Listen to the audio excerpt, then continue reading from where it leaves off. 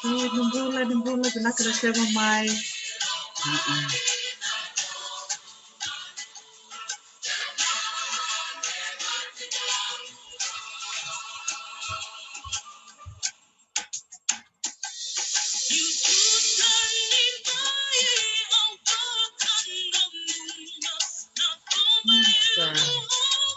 Bulan pinaka, nung bulan may sabu-sabu.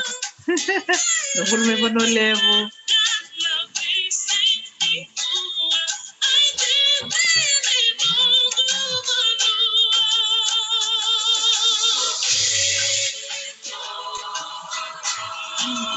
Nung bulan may New Zealand, nung bulan may Australia.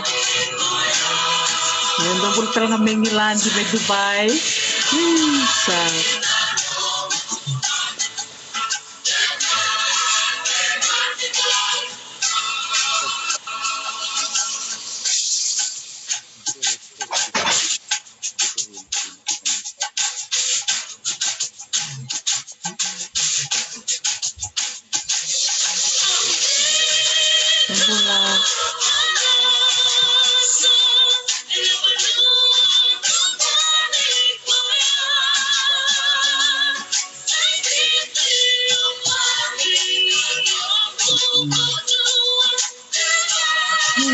Sebenarnya nagsiya mamay.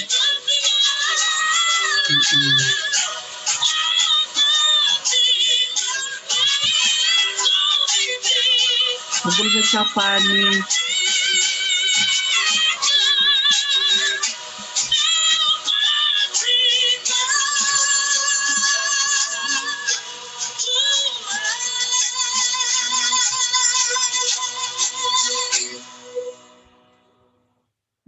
Sa nak bakal besar bikin nina sema tiku mai na kevina kan signi kuwa singa bakrombo tiku mai biti naika viwa dia di singa ni bula inga tau se bula o Aprili kito se lutu le tiku ngo Hawaii ni taka ni bulu bina tiku na buna ta ngau ni sema tiku mikina en ka bina kan signi kuwa en signi kuwa en mai to mantel tiku na vitala noa and ulutanga ni Tavioka Growers Association. Do bulu binaka may Australia jogyo ni mua bulu binaka sana ila bakanduro. Sando bulu binaka lia hanisi litiana wangalevu Eleanor Servato Rabai Fatiaki ti Kotombalavu. Binaka bakalev sarana sema tikumaina nonda vitalo ni kuwa. Rusia tinanda kuita buki bulu binaka kai nakabakalevu na sema tiku mai na nota do vitala no tiku na visi ba rombuka tentu mai bulan tiku na nonda bata ngo orto na nota to lawan mai na songo na Tavioka Growers Association na maro takasara tiku ni vida na bula sa oti orto mai vitala no tiku mai bunanda bulan sartik nga naturang president ni songo ngo Ratu Jose Rayawe na signi kuwa mai tomani kena tali chuka na na vitala no totoka sara vitala no momona vitala no ni toso ni sa ni tapakali suetal na vitala no na mateni ngona ela no na mai tekubuna na vitala no ni songo binakongo weekenda ngai kotalis mai ngo kina singa ni kuwa ni singa ndendai sa bunga sara na toso sayato Veke menina tau sama tiku mai na ibola mata ke baka ni ngole na nongo Facebook page ni tala no with Dr. T au sa ambiti chukina sona itamba tamba ni sona balawa kasa ngangi na ngangi mai dolo isuba da babi ni binak sar chiku bertona marama dau te irtona marama mai wimbau okila na nanda turanga bulang to kai ni kuwa nangai vakmataltak vakmatela lai na toso sama ya tiku kelas akhirnya ngono ko minta bakam bula sarwa sema sarchi ko mo na bunua bula rere to to me buno levu na bunua o sabu bula bina kai iya ko sa wanta bam bula talmenat na turanita bare mai sabu ni bula sia iya bula bina na biokan di warro ketika main na anak kabinani ko kani marau vio mo mai to mana tali chuko na Nai vitalano samai sule sarచుకున్న no pinakanggo Dr. Team kito may barong takachukon na itos-tos. Balata chukon na Tapioca Growers Association. Au mita kani talita kasakachukon na nonroto kay tabi chukon na executive committee. Na vita patana mata sawoti may indon makachukon na mununggo. O may bito mani chukon na kami ko mo may tomana tungai son update back ini ko ni kai sa toso itiko en ako ni laka pinaka takti Pinaka valeu sara isa dina saranga kemami matalau kemami marauta ka norakana vitar tare ngoli tumai kai me bir keda na biwe kani ena bise burubura ena leu mandangani ka kemami bulida ena nomdo songo pinakanggo sa tiku mante ndona bulia sa tiku tale ndona buli me birto na bagalisilesi ena non total no mandangana non ndui ngai na non rto tos manir to se dorbola lai orto se ngonele la lai medo sambo trike mam seranga lebu na bitar tare mo na keda ngai se ke mem senga bantu tu ni namaka ni ke mem na mirongo da ndo mon rto na turanga marama erto bakalesi na song bina ko ni Tapioca Growers Association ko kino be babi bina kino be matangali o masta bunindilo na mon robitala no mendo me bulange iya pinaka bakaleo anto atensa no rto re men buku ke se badao Toto ni satu banga mayo matagali. Torga matagali matata bina kasaranga biao matata bina. Jaman tanga tiri kana ko kwento na ka usator matata na nona kerker. Sa totoka iya. Sa akin mami matata. Au marota katalengana. Don. Au marota katalengana numuni natutubo na numuni program na numuni wakatarame. Merando serrakani baka matalele na non randim bulan tu to lewenati ko na ilako ko palata kau si vive ke to mera sama mai werna leni bono mera kakuanga ni revi kito me leweni executive ni Tapioca Growers Association ni bukan ngo na itu baka ai songo rani wilitunga baka ilach Io ni sarakilana leoni vanua o te relevena tiko na songo go te rotu tu taka tiko na sasanga go ka kauta tiko na itu bina go merangai bakandike pa mai na siama ni biokani baka vanua siama ni biokani baka lotu siama ni biokani baka buli erangai baka bukia sarangan na lo me bialoni bata ke o irabai tai bitu na ila ko me baka mamanta taka na sona itu ko ndando tuba tamata me kene ilache io ngo ni sarama kile yoroto kilano nonra yabu baka bunua baka lotu baka buli baka taka baka en visha me kedo sa ngai rau na biokan rau kita utiko bata kita wa sureti mena volleyball ni tal kasi na presiden di CMF video tal sulesi kurlo turangan di bua wasui sau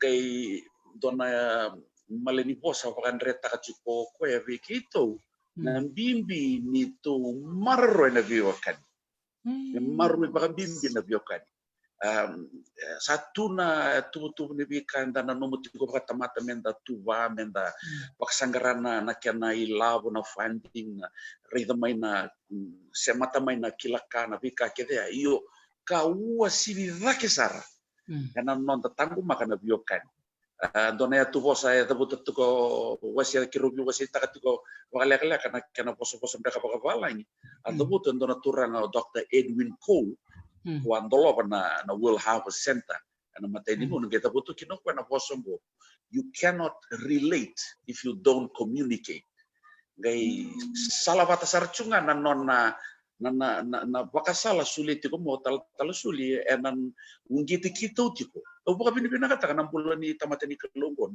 lalu muti ni kelongon non suli non ngona me mai bugi kita bakasala te kita me baka bibita katiko nanitu marre na biokani vital no baka wasoma communicate balatan na libungan ni to vital no taka chuko na tos ngo na kana matata mai nai laholako iyo Wasa kito o bukan bauta en tuana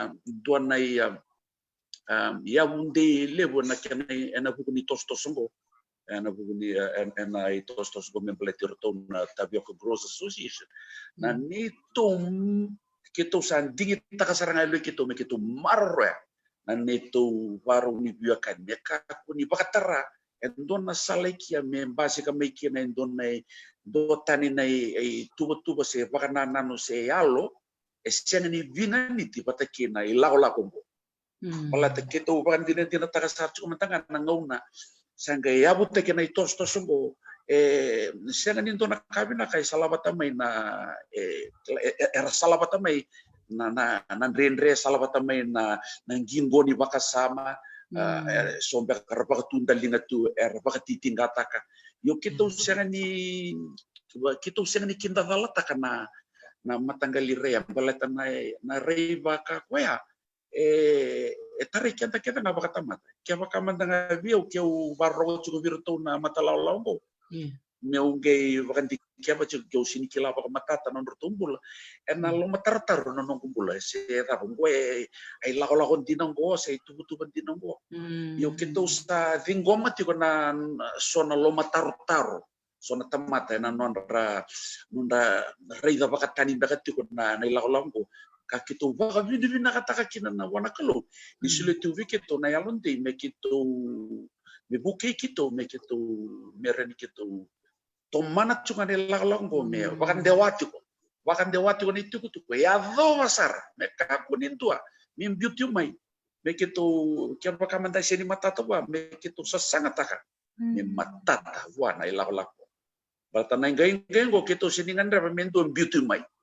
nanggain gue ngandre bisa ngabikit kima mikir na lewi bibiti lew ni matangkali ur na lew ni pusa ngertur matu ni lakalok kaya baka mantangan bala tur bala pun ni lakalok ko me sember mantangan itu sana tampana na sana baka bisnisi me kitu sanga mantangan me semati kitu baka mata tabir na lew ni bunwa na bibita ka bikito me kitu takata tani wawa na bisnisi me kitu semata mantana biokan karena matanggal lirai sa bakoti kita pata juga nai lako.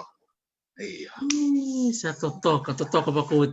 Pebakan ni ba madal tak cumian na tuso na baka titingga na tu esoer na lomat tatar iya. Sa tuso ni pata bangko me baka yang attack menda vital na baka suma me ado matanga bir na baka rong cukumai merkeliki mundo yang dundua na mundo matabu bale na bonondo ndi da butumikina na mundo takazaka na buli belet ndana kai tarike me baka lebu kai na ni memindi mikilambo nyondo sule sartunga na mundo ngona na mundo kilaka na mundo yau endo senga ni somi ne te ngodo solia wale sartunga kung kina kemembe babi di benakan kina baka lebu na parong tu kaya ni kemembe na sabi to ko nyan mendone tostongo mendone tostos benaka iyo metik buta kan ndoro vital noni Rani usulia matanga main don na Canada ng pagkapakampuran basang don na update na buku ni puno saya cuk kinong kono nom de tubu sa to kasara na beka sabi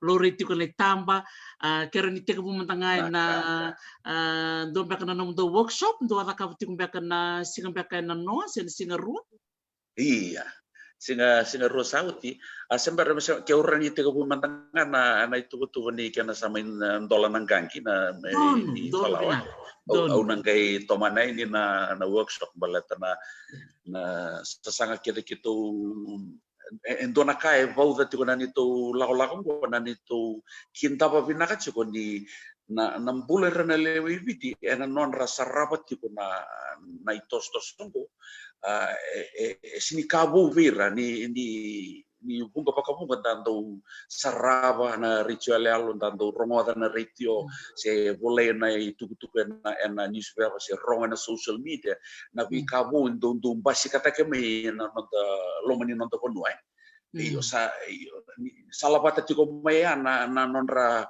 nonra kila mata na tapa na inga ingo me pakau sapa matala taku titu kina yon dona ka ngai votu tiko me bikito na kana bimbi ni okenda wakambibi nonton pulo pakai itu ke endangan reba intina na rani pakam matala taki endangan reba menta reida sara nendangai wakam bauta itu ngabi kenda na senga ni na matagali reya buki kenda na lini pun wakambibi bikito na matala long na nito sangat tak cukup to sambo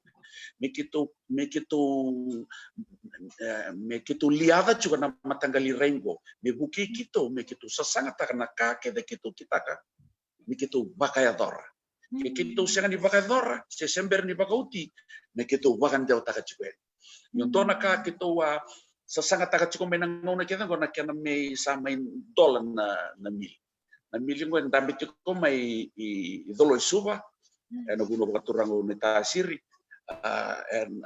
bunga bikin tapa orang tu mana kilawina kana na farm Joe's farm ana lo meni bonongo Joe's farm sangkai ndabo to koto to kia na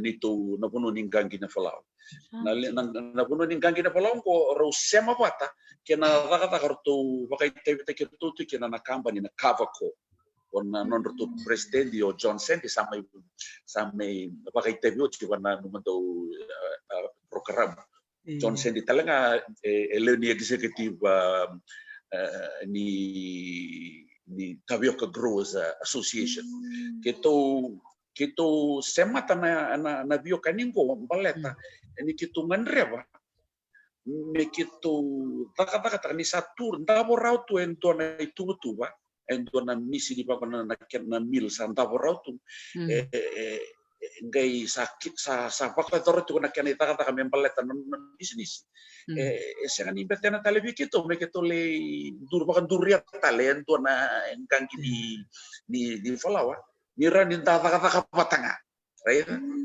karena di taka patanga menta pa bebu kita kana tos sa tos sikinango entona bisnis pakai toke mentangai tos nga mo kenda me bito konikia mentangai bitoko ni kinikia na mata timi o naita Johnson di orto bingara be na orto garaba na itu ni nggangi ni kena pakaruta kina na ngona Indonesia sangai angai wasi pakarui kia mendabu kina nitu na indabon ni nggangi ni falawa me kito banget takapata right na ni reda tiku na biwek nia ebe buke star bakal begitu me palatani kebaka kitu dui alutu me kitu dui tu nito rai ena baka buna begitu me kitu panggarai labo na panggarai itu na matanggali funding me kitu baka turia sara itu na tamani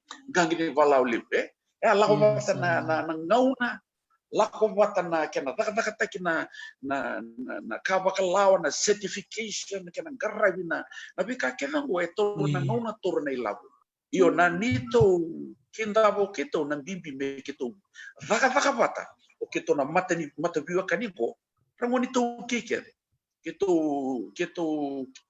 kito sa rede ti kong kwento na turang toke sa teka bucho kana non business sa dili kana non mil starang ni kito taka bata me wasay rungai kya me kito taka kito nesa nakena ngele bakanduri malua dua tali na mil ngai ado nga may nakena ngauna ngauna sa dabo binaka sa nakena toso sa ronro chiko may na ilabo sa ronro chiko may na support ni funding na bika kena go mengay buki kita imuri me kito ngai bakanduri nga na tuana dito na tuana mil nga ni gangi falawa mengara bitileu garra bitileu yo ni kito sa chuko na baka sama sa kito sa didi sar chuko na nito banana no ibonole yo nang ke wasi chuko na itu mempaleti ibonole malu mo baka utiam man na itu butu bako sa may na lomani keto sakai tua ti na lomani bita na mata saut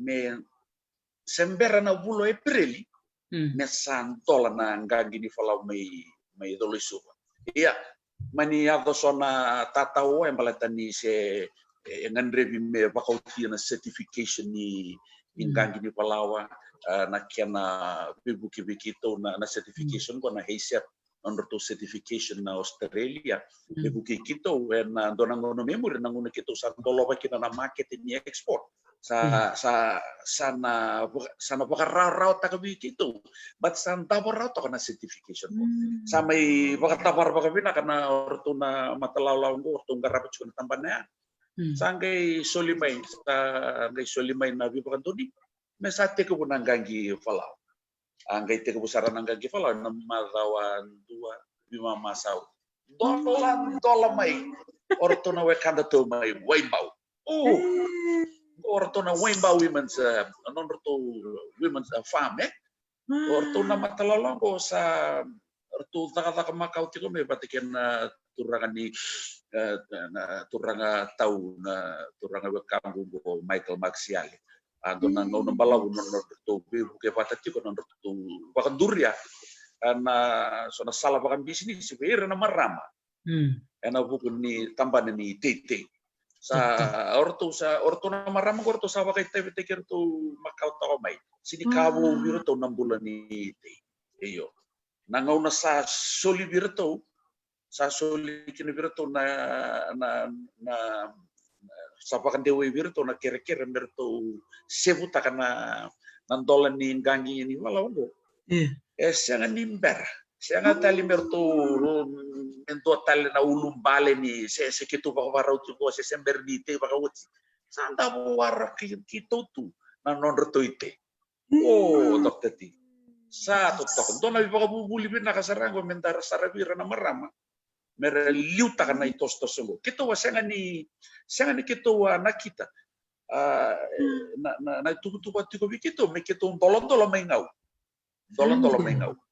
mai waiso manan nito ite mai waiso me dolo na kena tiko buningkan gini ya se kena pakana na tiko mai bi batana bula saut iya ngai ber mai na tuku ni kana pakan dia teke mai na bito se ke diwang iyo satu warau sarutu ngau wembau tu barau men tolo na kena sebut kena palongo kai totoka ke o baka sama takati ko na lo mani bita na bula sauti na ngau na kitu sengai kitu baka tobo ti ko men baleta na kena bangatai ke me viso te kena na tabio ka me palawa kitu baka yang ata kana palawa may wesomo may ngau no kuno baka turang ngau na kitu ako ta may vanatan ni may ngau baka punto ka may vanatan ni may ngau bida na pula saud may kitu may baka tobol ya na irere ni palaw yo ngau na kitu bangat ka kina na kinang gangi ni palaw ya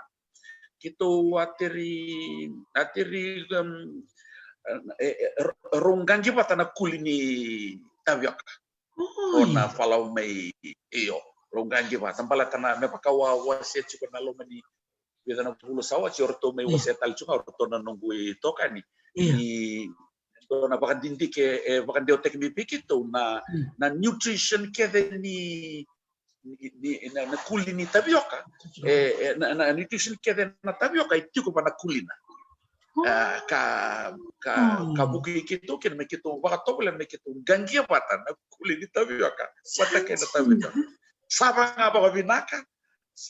Sagay biyan. Nangaw na sa harto bang ataka chupa na kena baka titeya ni berto na hot bread kitchen berto na tampanan kundansing berto tobole berto baka dewa me manray na baka tobo kita kachupa na lomini bida na pula. Baka dilaba may endona feedback may virtu na kundansing virtu rita aja tali tekisar bakali na mix di falawaya ni rogay wata na kulini ni ngandri besar apa kali bertali takasar bakali na tamat na falau kede kito apa ante otaka viko me levisa utaka. Tangina. Sangai apakan dewasa cuma bikito dona itu bina. Iya nangauna kito me kito sama isemanggo me kanam sama indola baka bina kango na nanggang kina falau panga tekin birto na tabio kami wimbau. Kito sangai nanuma na vingkar repetiga biblioteca sarcho na tampanongo na wekango Michael Maxiali. Sangai dikaba kina me kiopea me reida manda me tasi manda na tabioka me kito reni bakan dikaba na ke dona duindui lew dona wasini tabioka sa tasi chungo sa faru teki chungo kabang teki chungo na tabioka me wembo kito sa tasi chungo sa tasi chungo na tabioka ngo me toboli manda na pil teki na anpil meronge mai kitonge mai reida ke kuniki na indona duindui le useware Santin. Nangono mende waktu beli ke meronge mende bioni bertona USP se bertona National Nutritional Center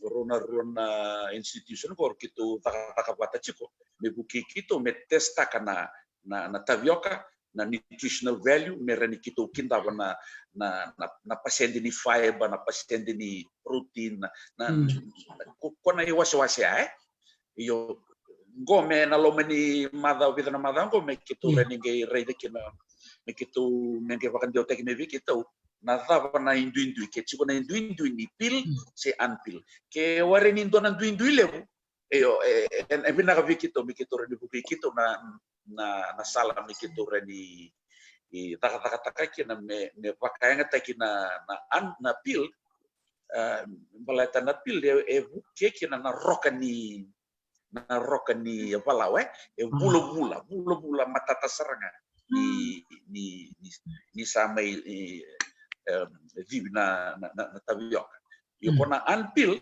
na kana rere kota me pakana rere ni whole meal na valawe ni whole meal na yo na kanga kito be kinda pango ke sianga ni dona duindui lebu kito na baka muri na tava na baka na ni market na bumena market tali taka me bula yo sana kito na tomana ke sianga ni kawi taka baka liba na market me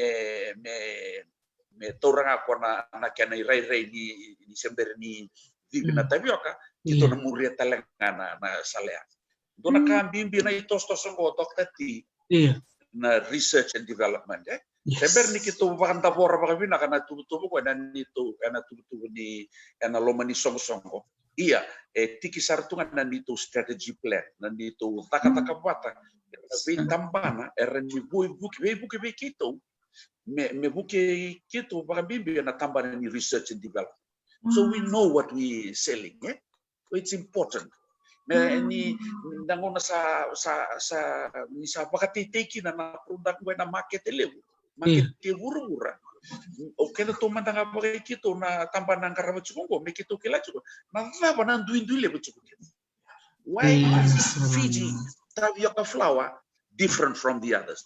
That's a question sa boleh chuko kino kito me buki kito me kito muri na tambanin research merani David nakana nandito kilakani taro mayo buru-buru sarto ni kito baka madala taka sarap baka matata na una dudik kinawit iyo nindarida na makete sa tuko na raw tiko may weekend day bici na bikai tiba ke may biti en dua time ba tu na boso may na makete na kai timay bici buru-buru en dua time non daleng ka ngay bici non da siya ni en renre non da toma na consistency of supply ke already but ni ba kapala ye ko lenga tigo weekend en abu ni be take the week iyo sama tata tigo weekend na kai teba kibiti is good iyo sa buki kito sara chuga na matalalo ngo mi kito already dikeba matai lele na vuna duiki na falau ni tapioca flour ke avala mai endo na competition ni buru-buru senon loma tar na binakan ni falau mai Afrika na binakan ni falau mai tapi sotala puno ranggangi tapioka sarra ni kito bakan taberi kito bakan binakan jam begitu bakan mata tata kana bakan na tubuh di bosokan na point of difference. Yes. Bisa kito bakan dewa na point of difference ya. Sa sangat lebih baik ya. Sangat lebih baik. Iya, nangau nasaralay tobole kina. Sanga itu kuni ko nga asa do tal na kaya. Santa kilat ko matanga ni satu dito matanga kana kita kilabi maka kita te bagi biten to te ngana kini kana iyo nan non tapakan dewa bi burbur da sitre litu bi burbur santo tani sarana kana ko to kan sara o burbur be kila sarana na science behind it. Yes. That's why science, food science, understanding of food science is so critical, critical. And itu sangat tahu. Mereka kita ko sa juga na dito bakananaw. And itu sangat tahu juga. Sabi bukan secara bakali bu wain pau. Na kena dolang ko sa tomani juga. Mengko sa ngay randabo tiko may uwi na leuni songo sara member juga ni Tabiako Growers Association sara television ko ba malwa ko sa cukur rawan na nona ite sa pagarutin ko merani abastaki tanangay sarangay bakan deo tagi birna itu ya sarangay bakan dewati ko may kito may ngaw bautan na oti ni singani fulo April sanangay kito kito sanangay bakan deo takamay nanito kito may ngaw kito waro takatsu may tini na tan mena baka pondo kimay iyo baka pondo kimay orto so virto na leni songo ratiko may ra sara tikora non rite dona turang o Jackson ma may ra sa donay wasile non rite sa tu o bangdo te tikaronayaka taka tiku kinokwa orto so tu na wekanda tu may naitasiri pida patana matalalaw may naitasiri sara tu bakarau mer bakdewa may o embera tali chuko kito baleta ngo dona kango ngandra mo kerebi boso titi ko birton werna leni vanwai mendo do rikito baka malua baka ngana na posa baka sal baka dewa talaga po yo tal suli kurlo no baka sal baka do kako ni baka berbera sara yo do kako talaga ni ba kusa do toro baka malo no mo tostoso dona kabu em básica mai na nung mando sasaka do bakan dikya pa baka matay laylay do vital no taka do bosea etosu baleta na taro mi wir na do tite sapa ko sabaro to nite sabaro to baka mo kito kere sa kito mekawen yo nanungo baka mamaso nga bo bir na liniwan mo ya sapa karo to no mite kunila malenga taka Ini lo malega taka ke membera juga ni balilo gitu. Kita una ya ada ni bikin do na nito sasanga batanang genggongo. Bo nang gengay balabugo. Gengay balabugo. You know, this is a 15-year journey, but we have a 5-year strategy plan. Begitu bahkan tabor kena bika kita sana bude tiko mai nakakito sengay bose watingo dan nakabiri may siyo dito strategy plan. Yo sa nito sasangat yung ngango may kito nagtabyo ka sa paro tagi chungo kito tori ra chunga may bira na leoni song may kito baka binakata and non to ngandre ba berto leni song non to may song sini bimbi na naruna sa bulka narusa bulan dola kito sini bi bangata kana ilaw narusa bulan dola ya and non na chuga na song sini kito may tara na ilaw ya iya na buna kito biung kitiko menda bakai tebete kenda menda leni song da register da song menda reni da tebe kenda endona pagaruni yalo ani tosko songo menda parenta chu kito ndo bata chu na law Tena sal menda baka rusa na matanggal yalo ni bulat tunga menda pagarara na dependency. That's the spirit we want to get rid of. Sanda waratungan. Nata masulit na matin tu. Oh yo, sabaru dona time mina maten tinta sawara ka tumanda. Kwana matanggali baka nananu ba. Gitu siang dengan rem me gitu me baka titia pa na lago go. Keran rendre nanonra keras ni me lewen tu kan lago. Yo sanon ra digi na leni bono. Wira ko saravito ko ni mai.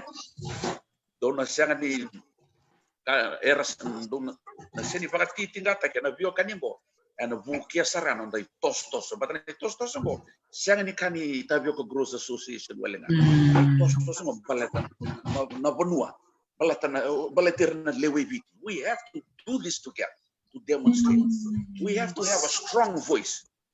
Na indomo ni me wrong me bossa vango wirana leni song di tabio ka e vakatundelinga mai na matentu vakatundelinga mai wirana bikamba ni ko mer vakatundelinga mai wirana bi NGO wira tu batana nonra non rita viviti mera me vito con i viti kito ngandre me rongo bina kanando me rongo bina kanando di leni panua through the association. It's not a political approach at all. This is a voice of the people. Mereni ra me bakandewa mawira na non ra bakanana empalata ni tostos ngo sanga itsuko na kana kampani na Tabio Growers Limited me bukeira me vaka matatataki na non rangangan leni.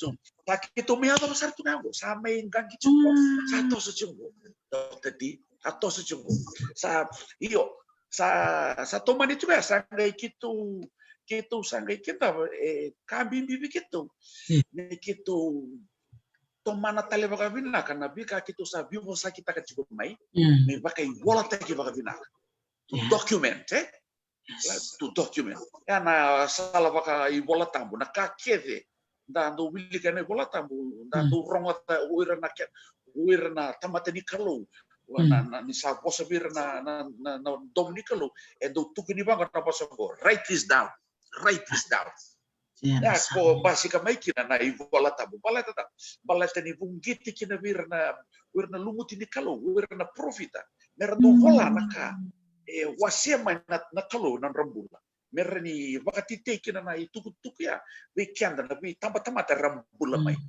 na itu bangaya gitu bandabor bana itu stosombo. Everything that we have talked about this vision, na vika lalai, na tikina lalai lebu, kitu budina cukup mai, kitu wasia cukup mai, na dui ni vaka sama, kitu bimboleki na itu songgo, kitu wakan dina takat cukup sa kena bimbi me kitu tua vakai bola. So that's the project that we're doing now as the executive. Kuna strategy session go kita sureta main na marama dona itu kani bola kasar o Mrs. Merea bola na marama go marama tunde na tambana ni bulo baka business na financial markets. Tama na CEO ni Capital Markets Authority sa Bernir tuloy siya mapatakin na RBF bingarabi may na Chief Executive na PIPSO na Pacific Islands na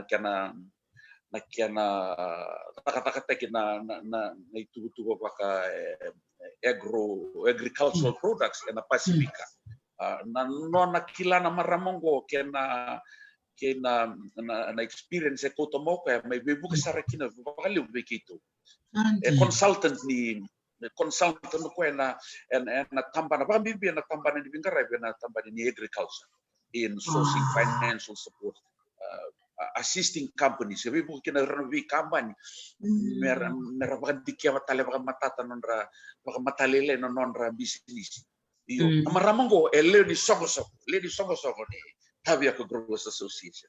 Kaya kay sulit mo kaya na nona ngauna. May buki kito me kito tuna singa. Matagal lang daw sarna ka kito po sa may peninsula na Kabiri. Me kito vital no taka me kito baka serra katale baka matalili na raiboto na vision na mission na bataki na goals kito sabi was kita may baka rarambag na kito tuba baka matata may baka volatile mengay sangay kuti kito tiko mere me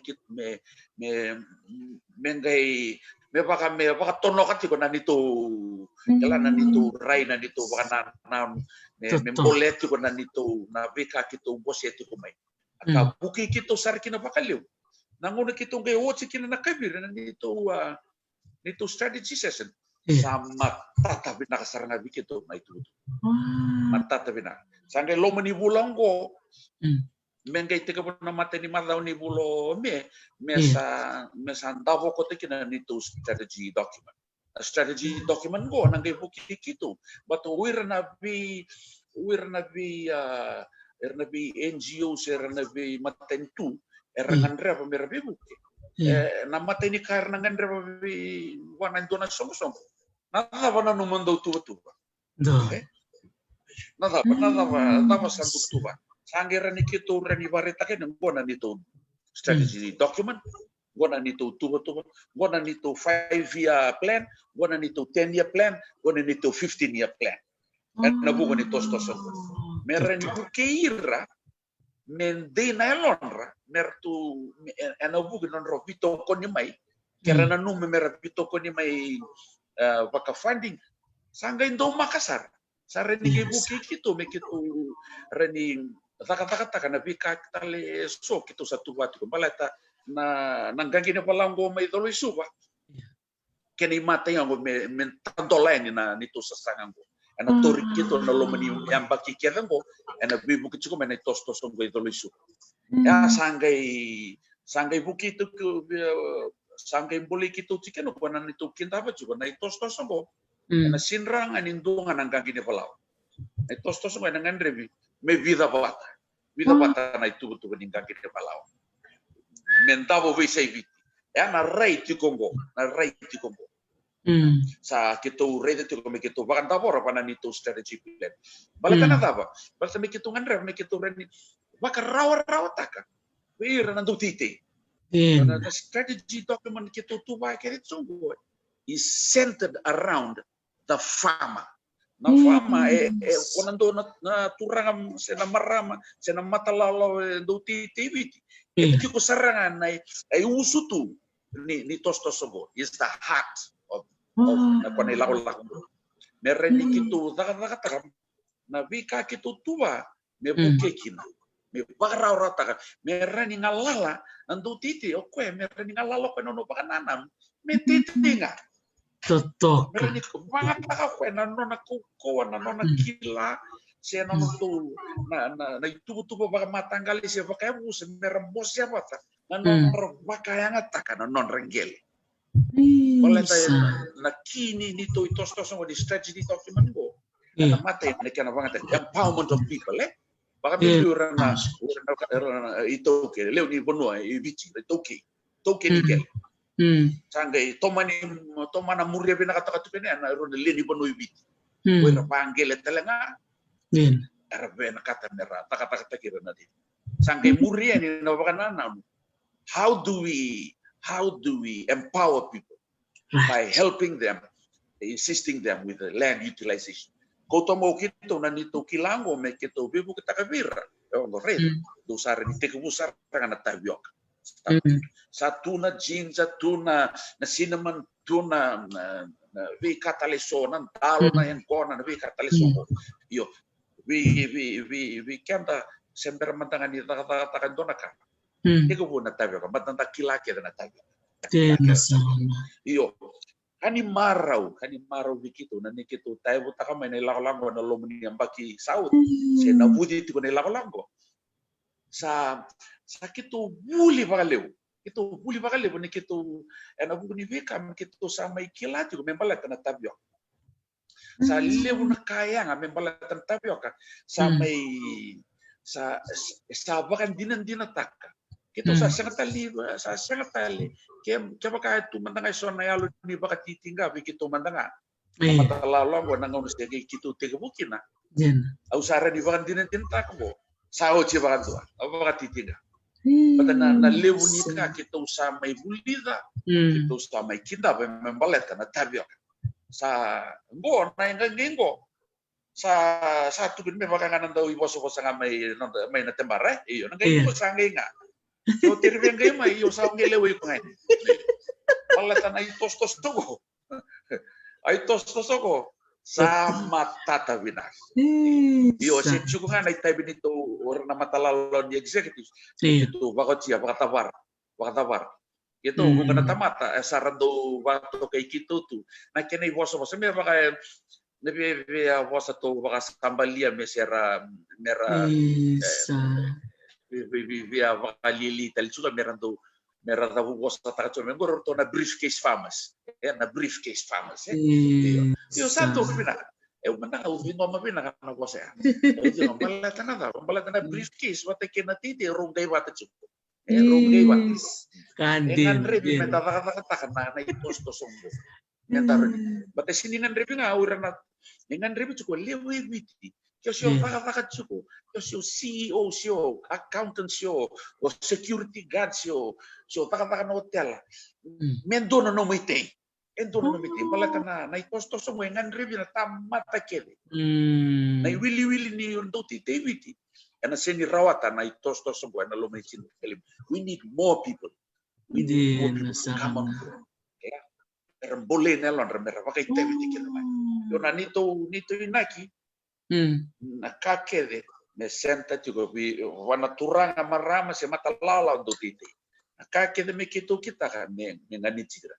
Ya na buna kito na ni kito reda chuko baka ni kito rei chuko niliu kito sa baka tikia batik wana kana bimbi kana baka daburi nang gangi ni pala de bisibiti de kito sa tigo tu ba kito but we'll start with two first ete ke burama dengan do mandangai bitilem do mandangai ponolem don na otia sanangai nangono soro sato so sikino rongo ro sanangai buki kito me kito kinta pa nabuno sa me baka nga naranto tara nguni salabu na matentu taro nga ngun salabu sa uci nga bida nga namata bida na bul sarambamba si kamay na nabi wale sambamba si kamay na urando bul teki bisinisi kada pate baka ngun salabu baka raraw tak na tustos ya na rey talaga nga chuko kito ni kito sa rey na toso ni nanguni te endo na bonua sa ena vivo un gitin abi kito me kito ret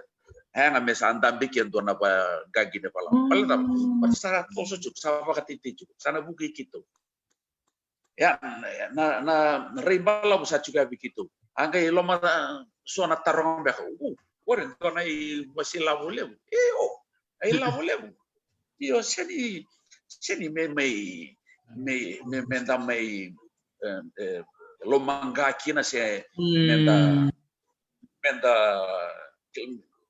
menda yalu lele kina se kata kan untuk pakampo kata tate ke buma da kongo sa te ke bungo o dolo suba wasi ruang ya kwana nanggangi ni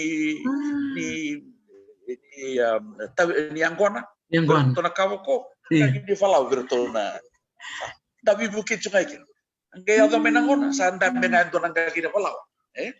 Sa to menangon sa ranin damin to na sa sabakaran. Dati kila. Na itos-tos ko. Na bibong giti tsunga bikito na itos-tos ko uir na dutiti. Ni sa wakan dita ka uir na dutiti nakarangan ra na pataka. Sana po na kito sana ngay siyama chuken mi kito. To mana chuken na bito ko niya. Ya na po na kito sa na otina nito strategy session ko. Sa kito sa baka road ko na lumani mata mo ngo kito sa paru tambe ni go i honolim sa to karaw go may honolim di ba sa to karaw go mo kita mo na natural di no to na kana mo sa na nito manikim niya ni totoka orto na bito man ni mai merto na bimbiu may nalotulem na katsin kaliminisi nga may bitilem ato may nambawalu mengale pakator kina vingarap na visu rating go total na kaungan ra mo baka binibinata o baka binibinata kira na tamati di kalau sarteka vesa utaka tiko mena non rare ena buku ni kana lo rei na vesala me un bukeki na rana leni bonon na kana taka taki non rei yau lewu angel au ba bini bina kata na bola ni presiden ni CMFI o tal kasi sules kurlo no vesureti saranga na turangan tama tadi kelobo no vesureti saranga ngan reni elona me mendola na sal me reni daka taki na non tungkel men na buno ba turang ombua bete ko mandakai non ruto matanggali dei bakan dewani ko malu na bibo mo taliso yo no visureti ko me kitu lako ini ko me kitu lendambe bata na orto na leni matanggali me kitu tega bu me kitu serka tale baka matalelai na rei botungo na ilau lakungo me tubu baka matata na itu ni tabioka kena ka kitu nganreva ke me taka ke na tos songo i bonoli au samaru taka sarpa kaliu au baka mauta na alo sabu ni bebu ke baka doroti ko na turangan ko na tal-talang kasengo sules kurlo au baka mauta na rani baka dewa teke na alongo bira talena tamata di kelo wer na bilu mutu di kelo wer na bi matalo baka pala tanolotu ai usutu ni nonda bulla na itai bini tala na bi lotu na itu nonda itu baka bulla baka itoke they have a very influential role yo kenda sa reda bango ni sa may taka kina ka bakayalo me bakan dewai kina me basika kina may nasala bakayango da sangay reda kina na binaka ni taka kina nonda bula bakan bauta usam marau taka sarang bakaliw mari taka sarang nanu baka binibina wana turna tala sules kurlo non maka toro pena kalongo mele le luri mantangan no kor no matagal miki memle vital lo tikin na enai tos sobo sana ngai juga talento talanga no kito nang kai muria mai na sala mai bua balatana enai tu di vingara vena kito ngandar me kito muria tu na sala baka matentu sana ngai juga bertona tambani buah provincial council kito nang kai muria baka malua kena baka tite na itu tunggo ena sanombo iyo na oti may na nito Vingaravikia ito sa na to sa Lambasa ito le bodo ay Lambasa le bidapatan na le televimata na Vitalanova tikir na mata ni be Kambani arto may Lambasa kaya matakali ni Varumbuka kita sambil itu juga kita nabuto juga na tinakalok na varum buka may sianganga na taon ni may sianganga menang kay baka dorikin na nito symposium ni sianganga mengarabi rekina uira na dotete na asana baka turang o matuata na kuno baka turang o matuata to baka binibina kasaka baka liw na turang o matuata pokoknya talaga leo ni sombo ni leo ni sombo tiko ni Tapioca Growers Association non sulit tiko may non vito koni ana bibong gitu tiko verna liliu ni Matagali verna meravito ko ni may symposium ko na pagkatur may siyanganga. Nakanga kito nakakito sa kita katuko may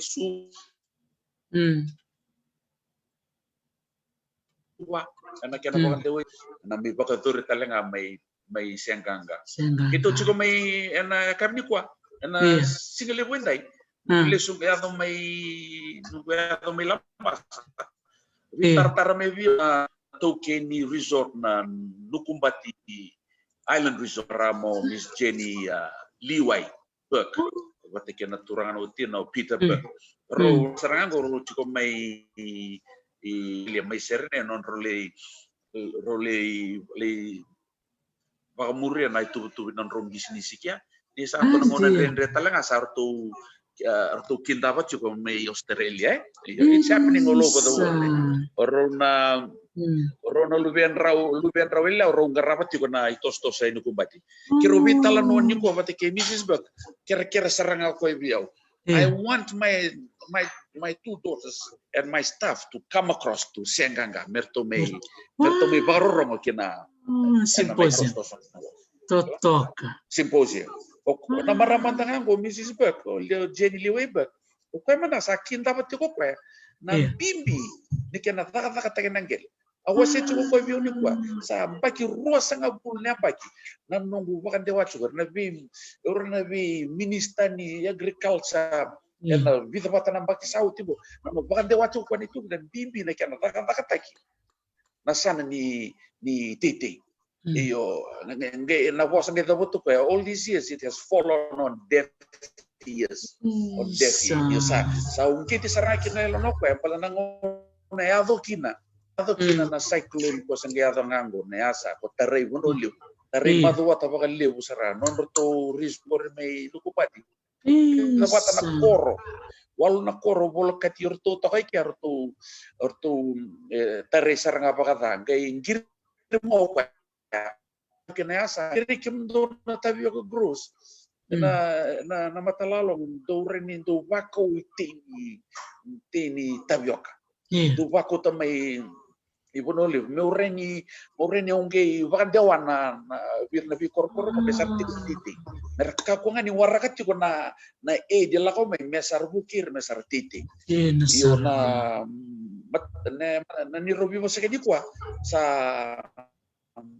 sa wakan di takatal so confirm takatal so biyaw ni sa ya do ko may na iti sara titi tali ko irna bi korpore arte bakat ko na kyan ramera na tabiyo ko iyo ausa pa go yo kaya baka do ngan ra so na iti may ngau may hoy so mga usatu baka raw ngau tu baka kila baro tingo matagal yo isikil tu be iyo o mo to isikil sa rosara li daw tabiyo ka saranga may ngau ko tamay bebe mo ka saranga bir to kan kan may maduat iyo sa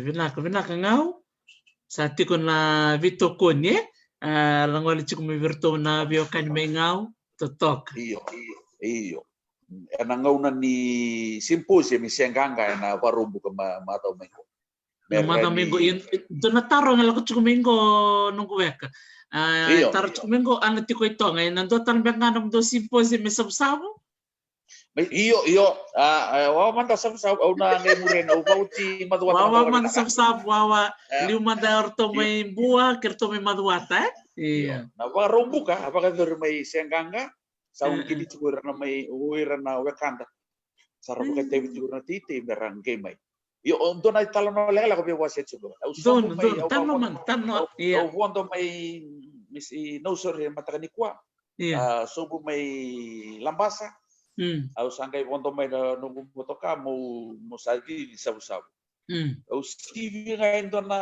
sitwa nga may wala katato nga na wala katato nga na airport may wengele aurre dentro may tuto ko na itini tabioka ko sartuwan itu kita matang undol ko sartuwan itu au tampa kasarangan na au bita sarana kani tampa na tabioka to gross au tu na vendra kele manda molire manda na turango turan ninja te baka chuko kwa tini na eka tabioka sapa ko chuko tolu na eka sabo chuko vito na eka leva chuko ko ibiao eu vakaniri chuko na walimbulo me lambasa wati ke vito patana business tele hui lambasa era kana chuko me bana tabioka utia chuko pasarango ka usarongo te chuko na kambaleta na tabioka flower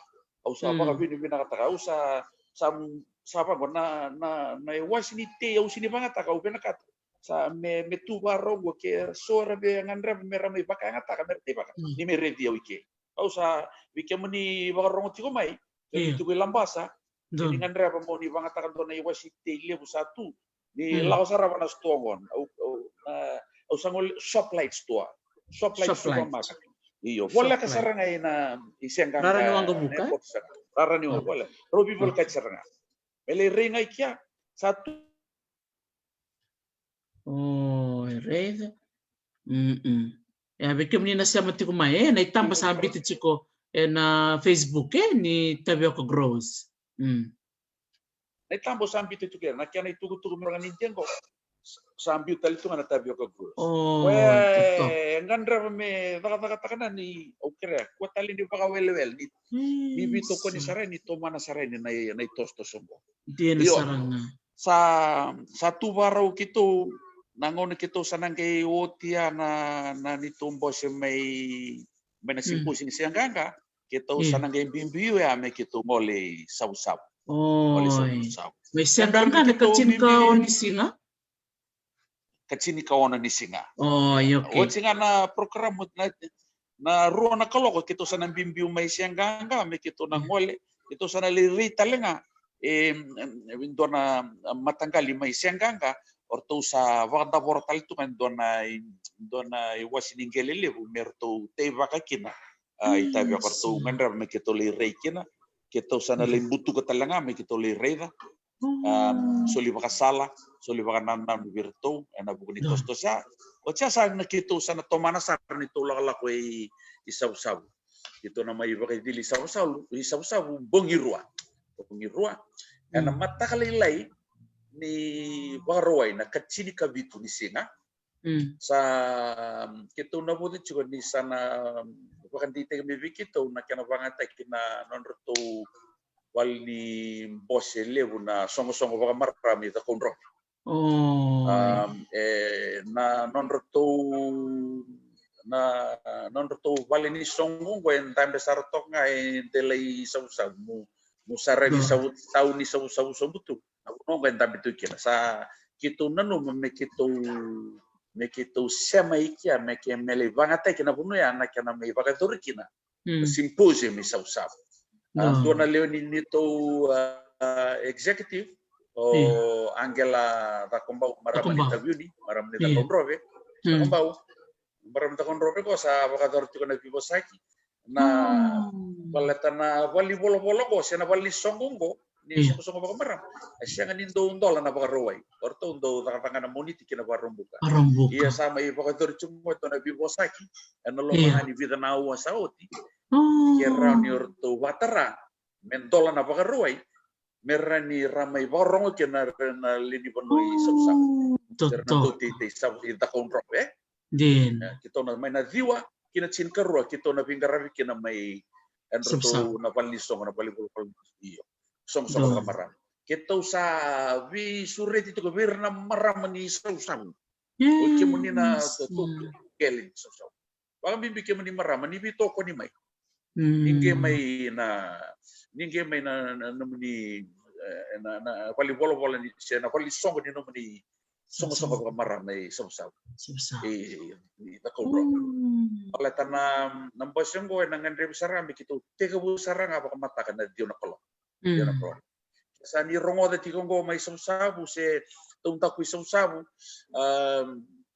ke ni ngandre mo ni na toso may o kere ceremony sa tigabu tuba ko na mo ni tubo na lo ni marango ni na no mani bimenge ya to may na ya ni barumbuka iyo kito na tigabu ko na tiyo kla o baka mo na lebo na ngauno bikem ni baro tikem ni babina kami na matakalele ni baroway ni may siya masarchu bata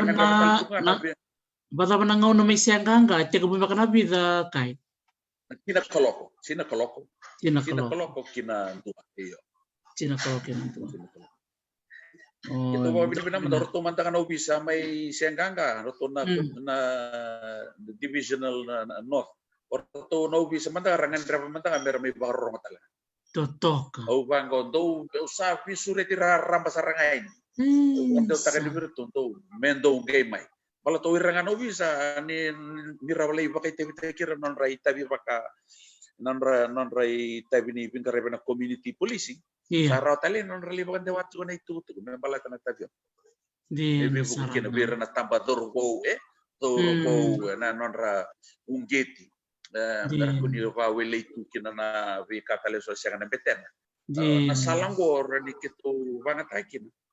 Ne kitu we buku apa kena urtono bisa. Opa bini bina karena na pakan nanan ne lagu me urtono bisa begitu. Opa Toto bini bina kata kasar non urto rei matu urto na matalalau ni bisa mai siang gaga. Opa kan botar ni we atau pakai kena urto i stop we. Asure tirara besar juga.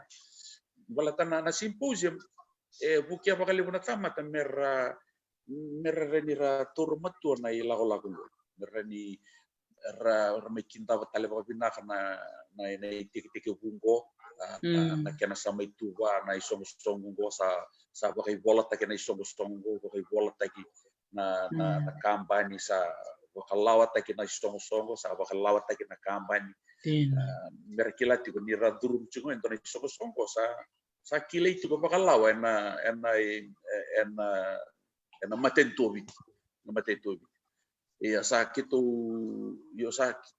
bini nakasarang apa kali na itu bagi kalau kita mendolo barang wana nito lakalako mi panulip wana siya nga ni siniuto tiningaw na kita natambasi ko sa kaya na itik-itik wala nga Titik-titik bu. kaya dalata na isong ko kaya dalata wiki mo na barang tiyo may kaya kaya dalata na symposium may rongo kun lang kataka ni sarasara nga may doktor ti Don sarang. Baka dewangan na kyan nanggay rin ni rongo ta kyan na nito baka madala na itubutubo may madoa ta kaya itubutubo may sabsabo. May buwa ka na ito. Gari. Oh, vinakay.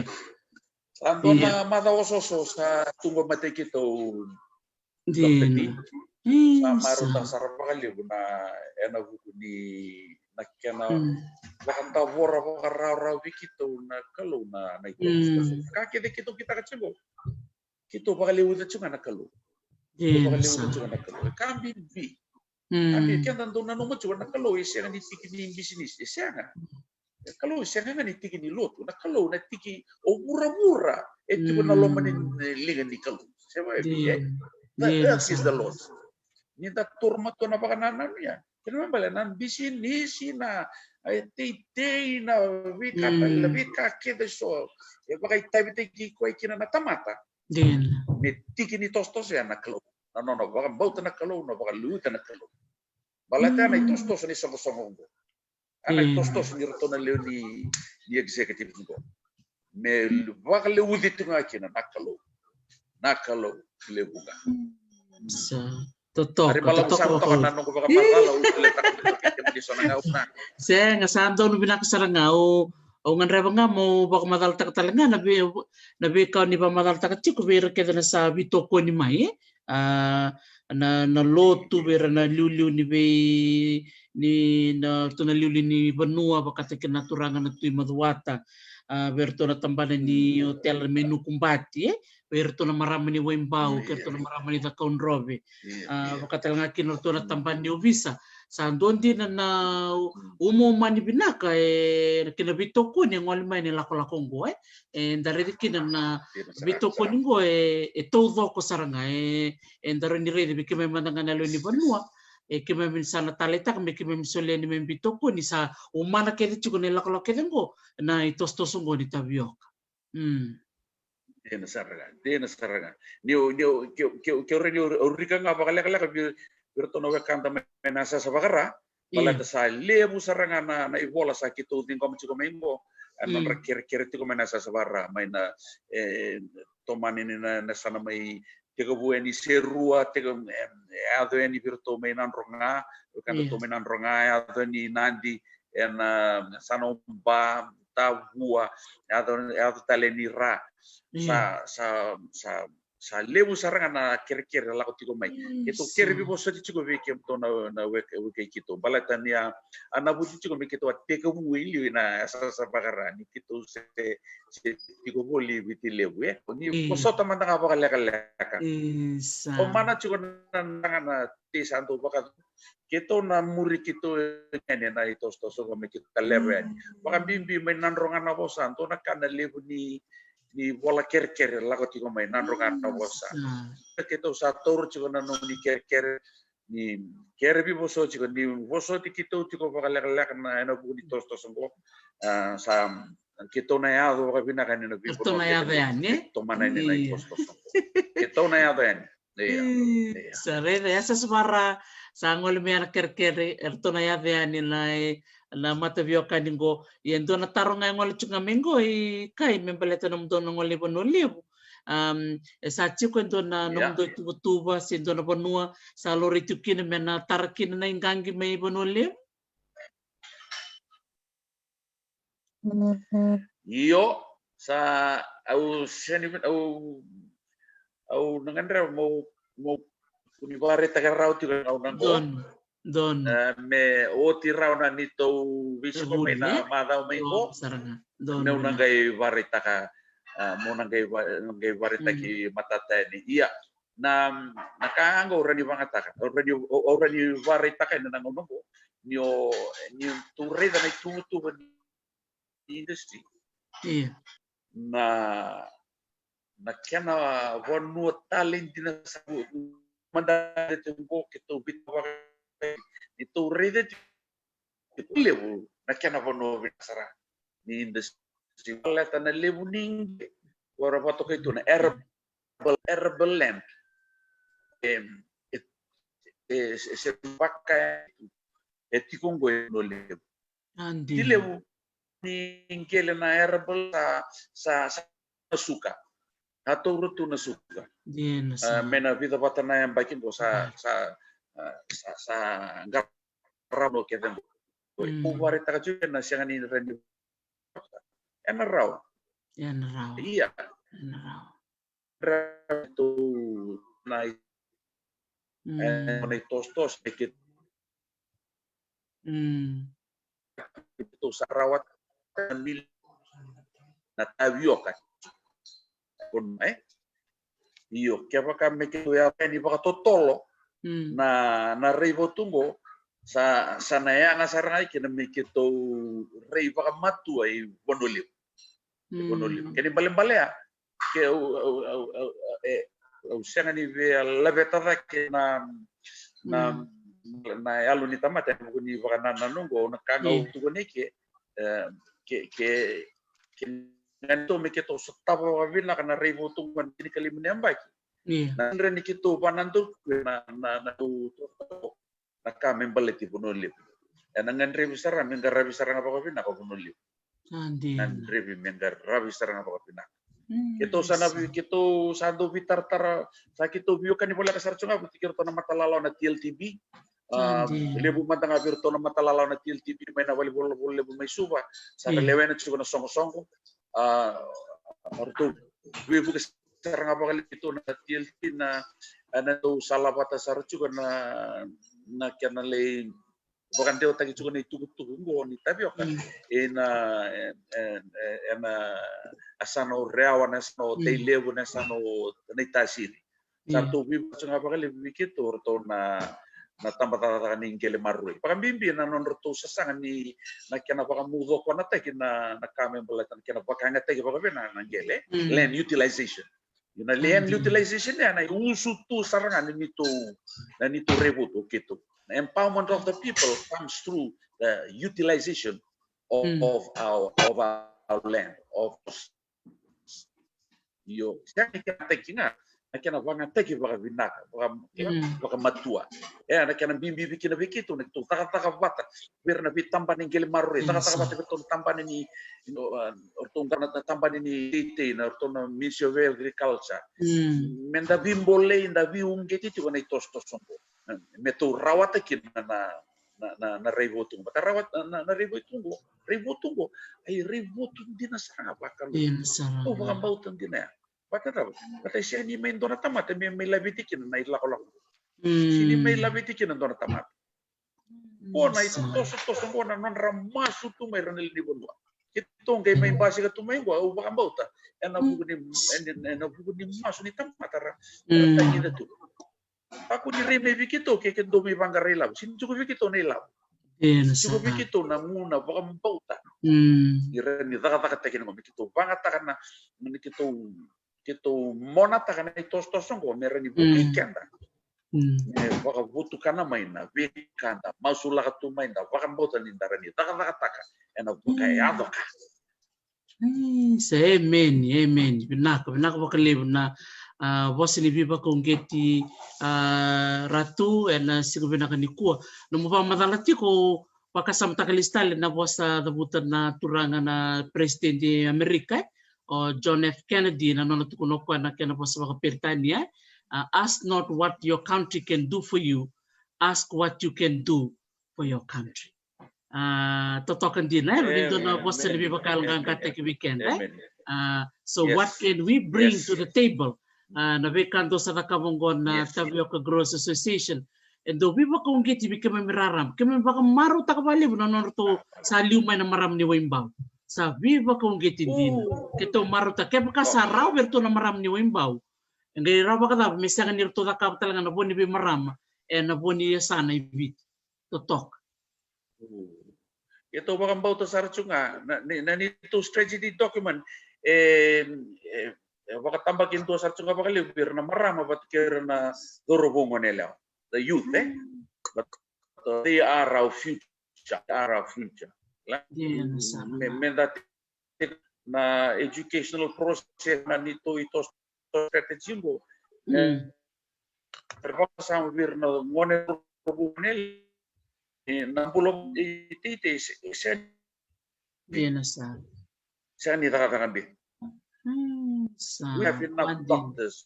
We have pilots. We have enough all of white collar jobs. There's more than enough to go around. That's but right. We need more farmers. Farmers are orang nandung titi. Era ni taka non regular sini taka membalitir. Era taka non ra tiba ka tiko na baka nananungko nakango o taka batingko. Enang yang taliber na lubim. Yo saba lubeni sarana yang ber lubim. Orang lubian rasanya nggak yang ber lubian. Me batu yang non tarai. Pasar tu non tarai. Ena itu. Isa ni gue pakasamtak na bosa sarto sa do ta buti chuk may berto na bulan sarto lumay na bosa go na food security organic farming. Yes. Na non sa kawitak na non rambula in terms of healthy eating dari that it's a global trend. So ni kebaka saya tong go mesa taribur kere ngai duro ne viti na buku ni ken baka nga taki na falau manetavioka sa don dia na tosto o rambai lebu kakima misa marau kere na barong teningo na baka binibina kay sangol teningo kima misa marau tak baka lebu berto na marami ni Wimbaw Michael Maxiale binaka baka lebu bena turang go na nakaka batkirto na marami ni Wimbaw o katanagil beke ni kay na tamani tetele untuk nakabot ko mingaw may baka ni pamatal tak miya siya kan do na tani si ruwa si tol na tani chin na tani sa baka rotungo may kumingaw. Totok apa kamu? Tani kita baru siro mai ena ulini bono mai waisomo. Ena bono ba turago waisomo. Totok. Iyo kita usah na rai ko nimbuto chuko mi na food security kampi bisara mo tale mga totol na tulu na yabu ni bibongi tina ni tosongo. Abu teke mai na food security na kena tatang ko mai kena nonton bula na bula itu kena bukan di kakana me kakana don kakana binak karuana financial security na kena rakata kena kakana me baka bure labu me bukan kena wana nonton ta cash flow income me baka bure tiko me kako ni kuni lomo lenga takatali chiko na numite baka yang kon dona ma turangan ni matuata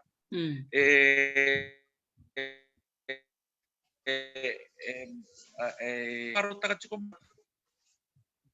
non yang kon sa may na sember ni tau kina na dangilamba sa boleh kata cukup may na kawani yang baki gay na nona value ni yang kon sa rida rauti ko na tikina ko ni boleh kata to 5 million ye. Nangau na saranga Una saranga imbasi ka make no ya sanga bakanda bor ke de saranga.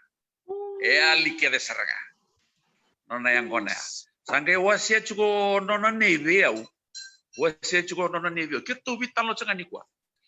Wasia chuko nona nevi na nona sa ngandra saranga bakali boko ya. Na itosto songo membaleta na kanita biok. Ngandra saranga ko mena kinona bakante osta. Tu na chuko bi bungona.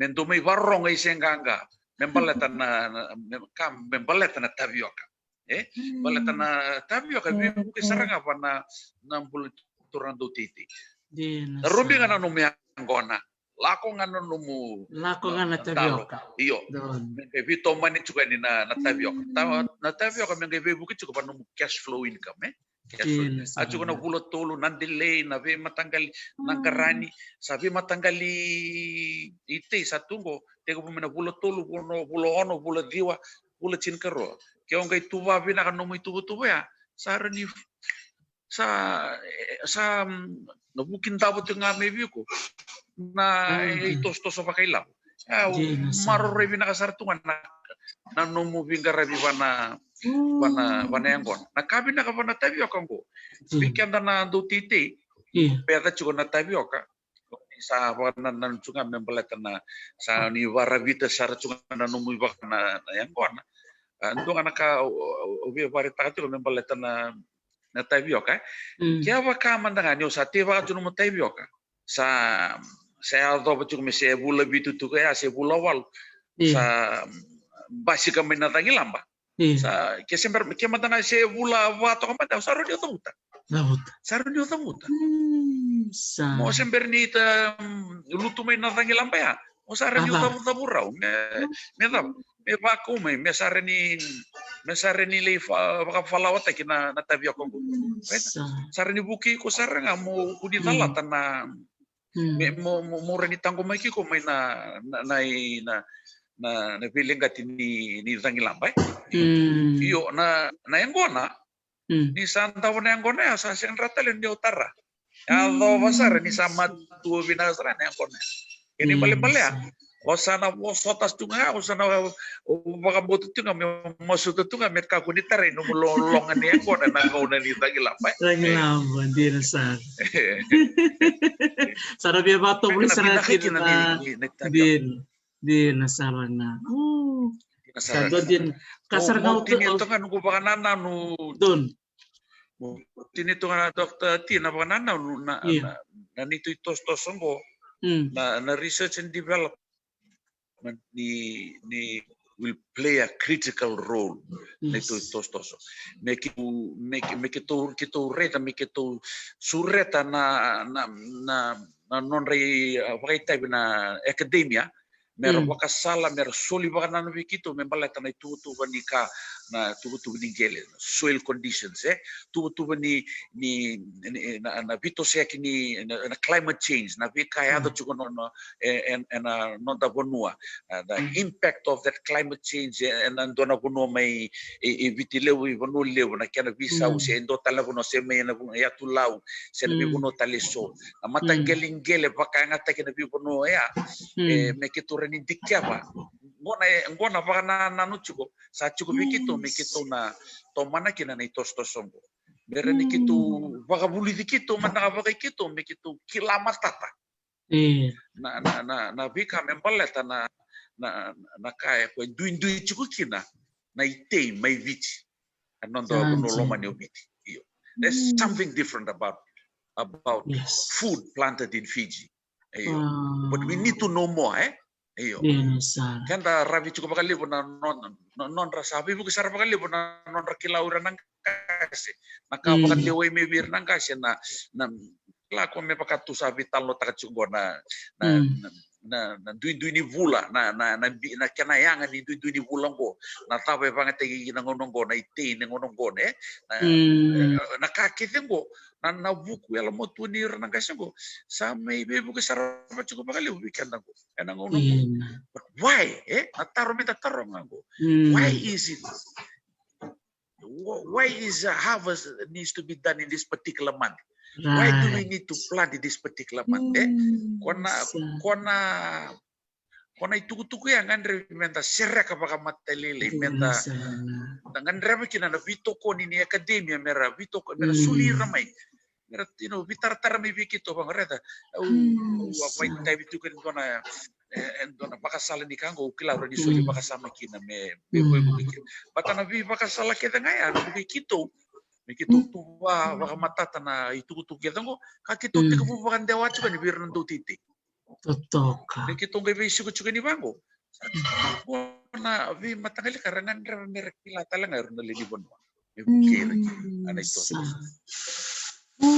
Totoka bako cikai. Rongo binak saranga undura kau talita kana kau pamatalata ni oir saranga nando titi na farmers dia bakan nando rede tu na the farming cycle bakan ke do ucut sartu ni on that cycle ngai chuka kino ko nando titi ya kongo tok saranga iliu bakali wudi saranga rongo binak saranga bio nungu rongo bakali wudi au kila ni oira nando titir na marutaka ni rakila ni rakawitaki na lebu na buli na dhaka research and development it's such a very important activity na kena bagande udi bakmalu me bagande kevin angele se dabo na puno kwa na point of difference kwa ni bamadal takachuk milu ya what makes Fiji different kasa na dhaka me buli tekena falau na dabo na dindi ni falau me viti kena falau me Brazil na dava na dindi ni falau me viti kena falau me Afrika. Wow. Totok. Gore saranga. Rong binak saranga so babi binak sarbali be kemunikai na ngono binako ni soleni ko kemami duru kemam dan tamani liva binaka kemami marau. Ela segede ko na muni ngole mai so mani mami taro kemami marota ka kemami na sa nabu tiku me kemami na durene ni songo lebu saranga na ka kemami bulida babi binako be Samsoni Pareti Teto Tambaleka o Michael Makasiale o Fanny Rarabula Semi Tukana o John Sandy bakai batake neta skeli tuituku en neto maro taka bakalibsar en anono to samay bakai timer to samay wasiana be karto o takabatiko kena nono to vito kon ya ni song go sangai boti kurto na botan libe bakanta to merto na kay ngol mena mava ko tumai ye ni samay bisaw na mandingi ni ko moni durmay ni ko turang arto sa bota ko gori toktati iya orto na turang arto sangai bocho no turangan ni tao John Rambuku na tambana ni lawa eno nangay na may was chuko weekend to pa membalet na tambana ni lawa ana bupini kana tangumaki na o kanda na duti mengai vakaser katoko kwa tu lawa sa andavo koto tikong goi vici kena kata kina lawa ya me bebuki kina to use the law for your benefit na sangai chiko na turangan ni moala o chone wangan bete nangke mengai serra kana itu as a chartered accountant mengai serra kana itu bagai labu mengai me pakan tikiabat tiko na visala rani vibu tiko di weekend na nonta tangku makan nonta bula pakai labu na taka di bisnis na taka ni pambi binangau na au senga di wakati tingkat taka ngau nisa nalo menigo ni sa tega puna bagi me sanan dona yalo ndota ni sana chukuni ona reda dona yalo baka bibi sara weekend na aitoki sana reda dona yalo binak ayo itu sa pakam bauta sartua lo meni bulong ko na bi bulong ko yala na tisiamba sa ko kito na matalalong ko sa kito baka dite kito chuan to taka na itos ko me rawata baka bina ni tega puna bagi bo 2022 dona redan dona visau ibiti me kaule visaranga me weekend na bulani pakararak me ado mena ngau go me dasarani reda au sarani karrevio pakai au sarani garabana nungu mata vale au sarani garabana nungu toka au sarani pakai tabite kiau na no lomani nungu matangkali au sarani bebu kisaranga ni wana ya busa au sarani beto ko ni saranga baka matua ane daga ni banua sa tu weekend na yalo ni dombole weekend na ituki palatani me baka usando wasia oti baka wasuma baka sama taka mantangango dokteti enan delanin rabunro enan ngauna mantangango enan delanin nondan rabun bulat ko kinongo vici enan delanin nondan rabunro ta baka itai vite ki kenta juga na peyonga ta baka itai vite ko na songo toso juga dewa juga na ilabongo baka titi juga rambula juga na visi tongori ora na visi tongori me visi viti rambula juga enan delanin rabona bua embula juga kina itoke iyo baka davali mengai vakilau viti na bulani toke enan delani vutniau asa ngai to wakado bulasa wakado bulasa para eu dona kai tunga vio no bola au sini la ko meke mo me viso ta no bula ni toke me vakalili ta no vakai teviti ko na sulika no bula ni toke no bula no bula na vuke na turangan ko sina maramango bera ni vakai teviti ko no bingaravi na no bula vito ko ni na vuku ni vika vakai teviti ko kina sampula no na itei sara ni chuko ni law mer ni vito ko ni kina ke wore ni itei sa wore talanga na ilaw sandara le chini kan dalim pasu vale na ko na leka na me yado tu dina saranga sara chini ngar na robo ngone le or sara la ko tunga baka vitalia bala dina sian indona ka bole ke na nailonra me sule virin dona raivo tu me rareni me andra me kinalonra me bango wow I can get out of this I can get out of this so we need people if we think we need people it's not just sanga ukito na tapioca grows we need people in Fiji siko biko na yalo ya kesa bos siko biko na kalong ena buku ni no bakite bete ko mai sini ngandre me ubudi na buikila me rani rongo kina damuni sanga bakite bete ko ngamai taka na kalau nga nang so mana no mula ena buku tos ya na imbole metero ya ko vakam bot tukina nisa bulo baka vinaka na itoke bulo viti lewe viti bulo baka vinaka erna marau nangau na kito tabut kito kadi baka kina na itos go matay ninguna orto bakantio take bana itu bana na ena nisibaba na bakante orto na Ministry of Youth na orto baka binibina kami na Ministry of Youth na kena may pangatay chuna tapi yo kami bibuki kina vidra turu bunga nila uira keda ra bola ti umay ura na we kanta na India non ra baka binibina non ra baka binibina baleta batar ni buendo na sala sarna na buki kina na visu ta kini re na turu bu Romonella, rasina rele basu vale tu serale umuangara tu kinto na vale ninto na tamat. Sarna kilani sarna tawani non rangauna. La saba ku kota kinon na bukuni. Ya amenda kilachu ko na lini bunwa. Ya batu na rei ura na wekanta. Rei. Balata kera wawilitu kera bili rakitungango oira na nonda. Na kremri tu orto na ubis orto na oda ngamai oda uki oda ngamai na ubis uki oda ngamai na matai valu na veka orto na sasanga taka mirtu ka me vito ko ni me maru ese tango magana oda ngamai na sala ngango menda vito ko ni tango menda baka botu kana taka na kasa sulit ko mena kalo weekend taka non tangelin da vito ko ni taka kako ni da me we leti chuko da me Vila roiti ko non tarei menta vi bataka chuko nei lapo kuwa kuninta valusio non tangauna na na vi kai sanga betel taka naka kana numi rene bonua na bunau ni tal sules kurlo ke serra ko kwa wasi chuko mi vio e vi kito na vito kanyo sikeli batake Michael Marciale nei wasi chuko na bula ni chekope ni saya to may nambuli chokope na nambula tudok na turang ang chekope ukwe Bulan buta ko tunga. Buta ko tango, nanu mi ko tunga pakai ko. Saleado me no no. Me ronge me bimbo, patakin angelo sia. Sanga kinta pa kinoko. Kinta pa kinoko. Kia unang biuta na angelo sungo. Sing ni rawata nungu kalungat. Sanga ngumoto na no tuturi ko ko. Wana angelo sungo me rawata kinoko. No na kalungat Sanga liata mai kina leso ningai masika mai kina.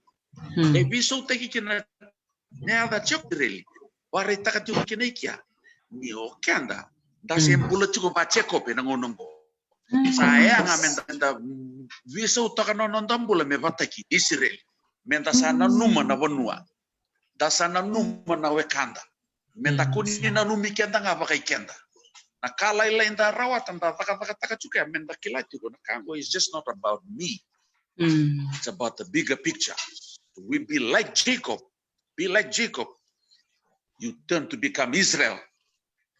Moreno taka na taka ni Fonua, ni Lotu, ni Matetu. Membul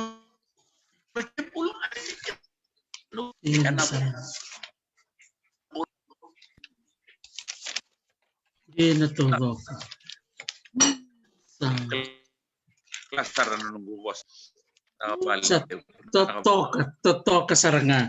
Isa sakima mi maro takarawabi ni binakachukandingo na viwekani na bukuni vewase totoka o mewase bikima minikua sa lewa saranga ni kolomo ngole minikua mewakau nini kila binakachuko ni sona bibisa wayado yesa kene lewa muni ngole muni mai I suleta lindo na ivak matala bikimami bikima mireda ni tostoso ni songo kima misa matalau Ketua sabanu ni binaktuene na songo may sianganga na bos may sianganga na sina warumbu kumaingo wakatal ngaki na may sabsabu na numdongoli ng bawalu na kinabibo na tali lambasan do ng wali kina ketua babi ni binaksaran ni kinabali kaya kay cikutali so tali tukutuku do na binakata men abakan jata kinanungay patapat nungay bitartar ngamay gitu kun nga bisami mengay bitartar ngamay kito nangay wasya ni patabatan ko nakabalib sarakay Pinasa wale bukai usalo lomam bimbi sarama kaleu we toranga matanggali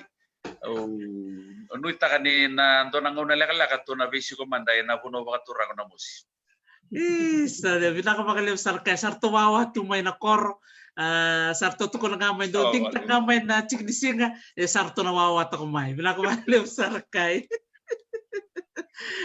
Sebenarnya di bilang di Sadono, so lalom sarin balik bikin do sabu, bikin do kaya na linis song ni executive ni Tevioka Gross Association, ketua ni binakatu, to nang bitar-tar cukup dalam ni madaw, nakawali, mo mada kay nakawali sa. Thank you. Naka Sadono, pinawali mo kalau ngatsi po. Isa, nakawali sara. Nakawali sara bikin ni sar cukumay. Bikim do may Ngilandi, may Amerika, may Europe, pabi naktal nga bikim do na semti kung Australia kini Silandi, kikim do may nandalan nukunuku may natokalaw e loma, kikim ni ket sara may kando may biti, nakabakalipsar Ariela Zibia, tau may nanronga, kunilenga, kito na yada na Tevioka Gross Association ni nanronga. Ticho nga bakalip na Tevioka, kito na yada yan ni nanronga. Nakabalipsar, kito sama kumwadi chukayani. Ni moda manda. Naka